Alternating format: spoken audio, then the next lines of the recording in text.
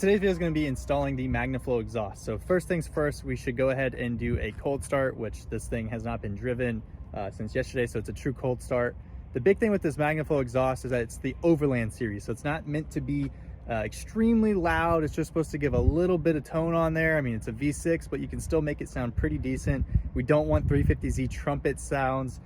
We also don't want huge amounts of drone and things like that. It's just to give you a little bit extra, which I'm excited to hear, and you can actually tune it however you like. So if you want a little bit more, you can take off a few pipes and we'll get into that. But first things first, let's go ahead and cold start.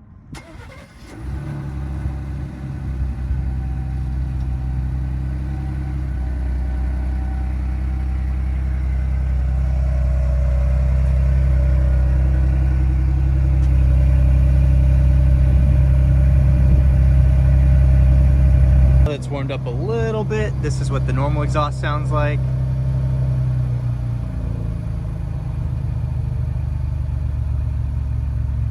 After unboxing it, we have all of the catback exhaust for the Overland series. Obviously, you're going to be taking off your OEM, which shouldn't be too hard. We've only got 9,000 miles on the Bronco, but you can see how it's laid out here. One of the really cool things here that the instructions show are the 4 different configurations that you can basically tune this thing to be as loud or as not loud as you'd like. So you can have it fully comfortable at configuration 1. It's going to be a mid pipe plus the no drone technology can, or you can even go all the way straight to a pipe cap and just have it dump right out with this big muffler here. Totally up to you, but you are going to also get a lot smaller of a muffler overall, and you're also going to have a better clearance coming, breakover clearance and ground clearance and stuff, because this is going to tuck that tip a little bit deeper in there. So these are all the benefits of the Overland series. Came with a couple stickers, the instructions, and then obviously all your caps and even a little Overland patch right there. Underneath, you're going to start from the front, back, and I believe the instructions are for a 2-door, but we're going to add 1 extra pipe for the 4-door.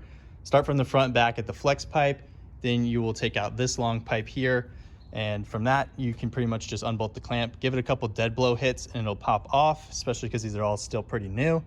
And then from there, you take off the rear muffler, which is technically the axle back. This thing, definitely you might want an extra hand, but it's not that big of a deal. You could do it yourself if you had to. If you have Amazon and you want to get one of the exhaust hanger like plier kits, highly recommend that. If not, channel locks, you could be able to get that by with like a big screwdriver as well to kind of knock it out.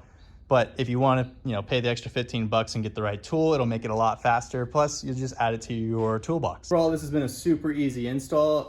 We're just unbolting stuff, but now we're gonna bolt everything back together.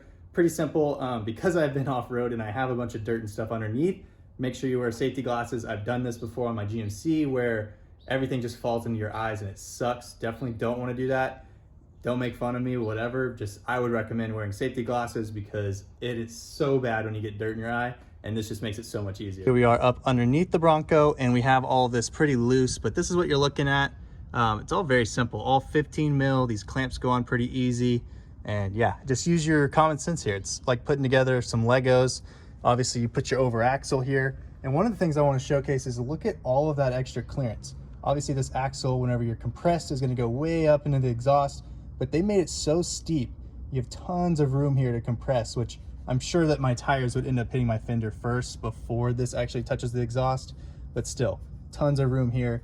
And technically, I guess you could run it right here without a muffler if you just wanted to dump it, but I'm gonna go ahead and put all the muffler pieces on too because you get extra clearance on that as well. So gonna continue on here. One of the big tips is just keep everything slightly loose so you can still clock and wiggle things out of the way if you need to. But yeah, we're gonna go back and tighten everything after we have everything bolted on. We have the exhaust all done. We have the configuration with the J pipe as well as the NDT can on there. So this is the quietest, I believe. And the first thing we're gonna do is go ahead and remote start with the key, and then I'll get under there, feel with my hand, make sure there's no leaks. Obviously you kind of feel the air pressure of that. And then we'll go ahead and give it a once over real tight. But let's go ahead and remote start and see what this sounds like.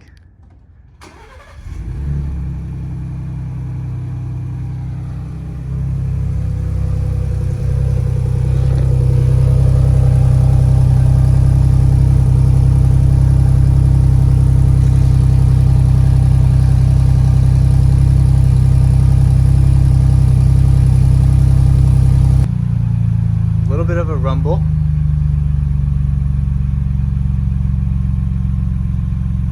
I obviously, because it's a cold engine, but I kind of like it. And the fact that I could tune it and go a little louder if I want to over time with a couple 15 mils is pretty awesome. We have a little bit of a leak right here. I can feel it. Also, maybe you can hear the pinging. Little leak right there, so I'm gonna fix this clamp and that should fix it. But other than that, this is the only one I could find all the way through. But just for fun here, I just took off the J-pipe, which is probably how I'm gonna run it, which is nice and quiet here, and just did the block off, so the other cap, and I just put it straight onto the muffler. Actually, let me just show you. So that's just the block off cap there on the muffler. But this is, I guess, the loudest setting, and just for fun here, I'm gonna go ahead and remote start it and see the difference in the cold start, or the warm start at this point.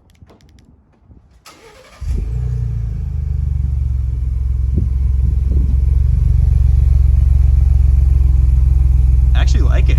It's a little bit bassier, a little louder. All right, well, we might be running that one. I have it in the loudest setting, I believe, with the little cap just stuck on there. This thing sounds really good on the inside. And then once it shifts because of that 10 speed, here, one sec. I'll give it a little pull.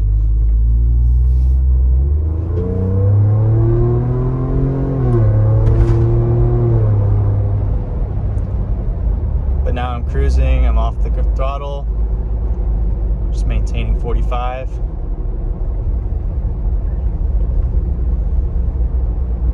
No drone. Just holding it at 40 here on the speed limit. Very, very impressed with the no drone, even without the no drone little cap. So I can only imagine it might be even better with that. But I'm kind of liking the loud, even though I thought I wouldn't. I'm actually really, really liking it. But I'll take a freeway test here in a little bit to get up to like 65, 70, 75 and see how that sounds on the flats. Obviously now going uphill, you might have a little bit more of that noise, but I won't have that test happen until I'm actually heading up the hill because it's pretty flat around Sacramento. I'll give it about half throttle and half throttle.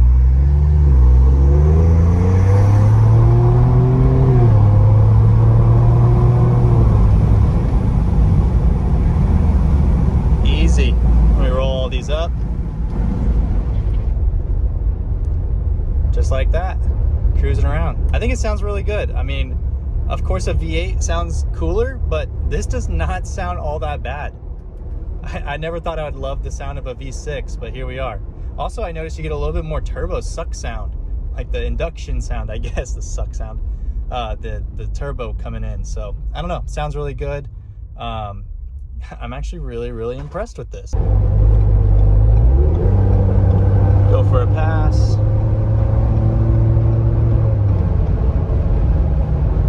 All right, so we're gonna start at 75.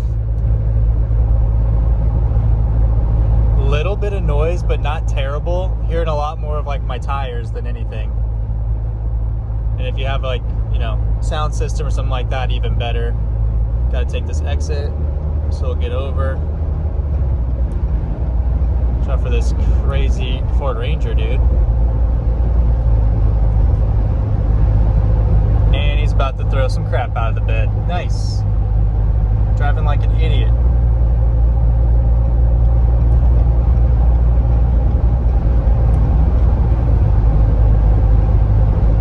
Holding pretty good there at 70. A little bit of sound, but not a lot of resonance. Holding 70, not too bad here. You can hear it, but you know, it's not like it's giving me a headache or like you could feel it in your chest or anything. Of course, if you have music playing, it's gonna easily drown that out. That was the install of the kit as well as a little bit of driving test. I'll do a long-term review, but right now I have it on the loudest setting. Sounds really good, which is surprising. I didn't think I would say that about a V6 ever in my life, but here I am. It sounds really good. The drone on the freeway is non-existent. I wouldn't call it drone, I just call it exhaust noise. You're hearing the exhaust. Drone is like a certain tone that really vibrates the inside of the cabin. I don't feel that at all. If I did feel that, I guess I could just throw on that NDT cap that it already has.